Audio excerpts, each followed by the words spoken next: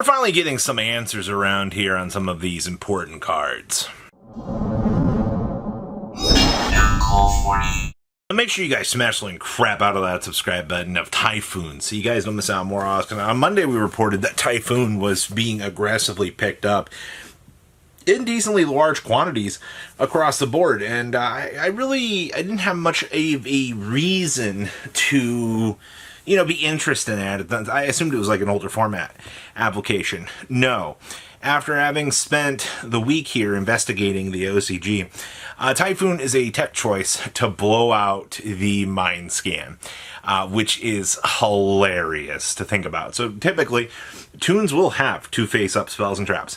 One being the Toon World Perfect Order, and then the Mind Scan itself. Being able to use the Typhoon to either blink the Toon spell card itself, or the ability to take the Mind Scan out back and actually remove it from the game is exactly the level of tech that we need to be seeing right now in order to truly maximize the greatness of these cards. And honestly, I'm all for that. We needed something that would help with the problems of this deck, because that's been the thing right now.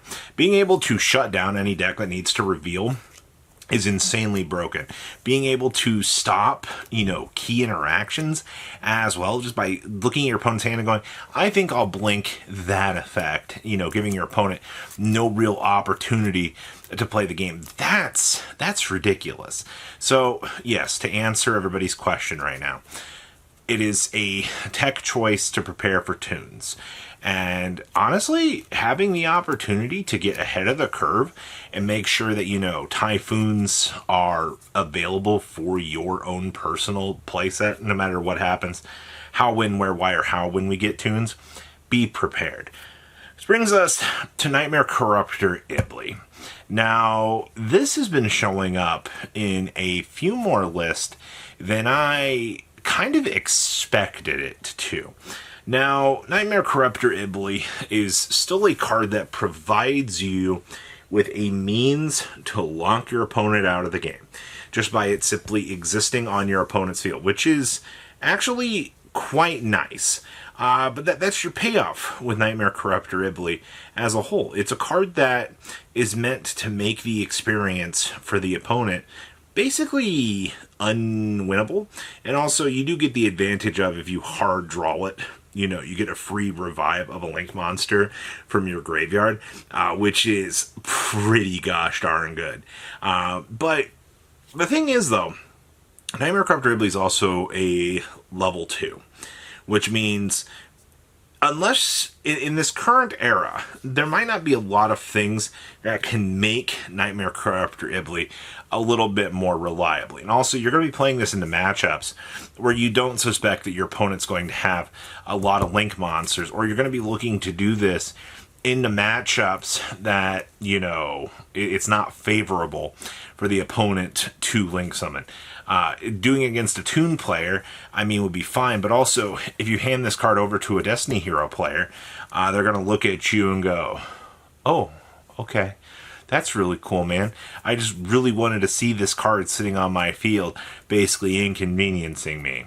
It's little things like that I do kind of appreciate with this game. So I think, honestly, if things get a little bit more reliable and we see more gas for Nightmare Corruptor Iblee in terms of meta developments, I wouldn't be shocked. Honestly. Let's talk about number 6, the Chronomaly Atlandis. First of all, I am, shocked to see this card actually coming back into the woodwork right now as a discussion. So what has ended up popping up with this card is, for some reason, you're able, there's like a Fiendsmith Rank 4 Turbo Pile that's sitting around that goes through 2 Chronomaly Atlantis. And then once you've now put your opponent's life points to 2k. How are you, going to finish this off? Well, funny enough, there is the new C104 cards that actually kind of help facilitate closing out the game a little bit easier, which is another discussion. So half your opponent's life points, half your opponent's life points. You're also playing Lacrima, which is going to be a 12k burn, which should effectively be able to close out the game, at least on that front, as long as you've got, I believe the new 104 has the ability to have your opponent's life points as well, which is hilarious. I didn't think I would see something this degenerate coming back into the woodwork, or even this consistent for a pile. But I'm actually kind of disgusted that, you know, we've got Chronomaly Atlandis shenanigans back in the woodwork in terms of meta developments, but I guess we have to take these and appreciate the fact that, you know, as long as we've got, you know, burning capabilities here, yeah. Also, C104 can have the opponent's life points via battle, which is crazy to me. The new Umi strategy. So I've seen some really, really cool ideas with the new Umi deck, which basically your job is to convert all of your monsters into Umi. Don't even get me started what happens if you declare Umi with Mind Scan. That's an entirely other debate for rulings. But the deck has been combined with Merlantian technology now. And honestly, it's kind of turned into a really interesting pile. You know, what if we were able to use the Merlantian cards to actually up our deck's consistency and make the deck feel a little bit better? And that's kind of what we're at right now. We're at an opportunity to upgrade the consistency on the water deck, and that is honestly awesome. We've needed a way to make the water strategy more reliable, and from what I've seen in some early lists, they're not even like going 3-ofs on the Mermail stuff. You're usually splashing in like 2 Neptibus and then some of the other initial pieces kind of to get things going.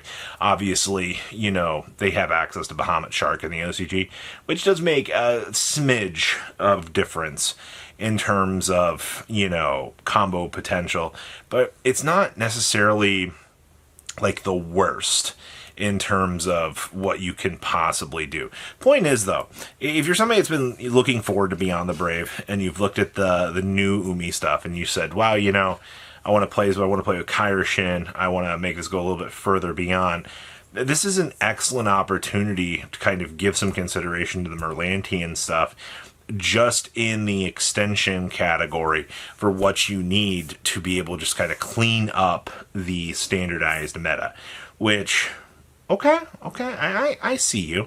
I too like being able to spam Waterside and Mullen Glacier, go to town. Let's talk about Ashtra. So Ashtra, I don't want to call this deck a trap because I feel like that's disrespectful, but I kind of feel like the reality of the deck is I've only seen it played with other interesting ideas. I've seen Trap Tricks, I've seen Regenesis, I've seen some, you know, some of the pile decks kind of coming together. The problem with Ashtra is it just didn't get enough in its wave 1.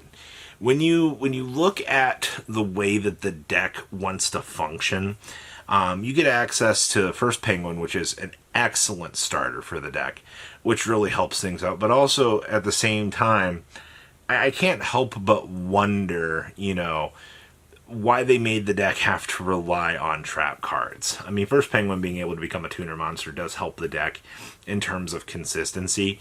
But the more I've just looked at this pile, the more I've kind of just wondered, you know, what is our end goal at the end of the rainbow here to try to make this, you know, pile the best that we can?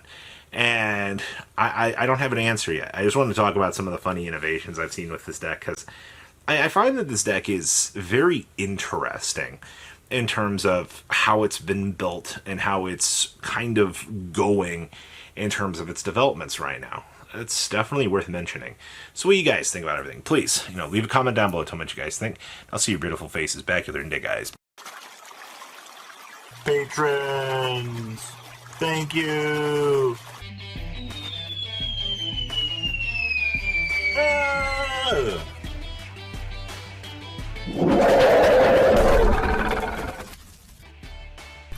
Thank you so much for watching. Check out these other videos.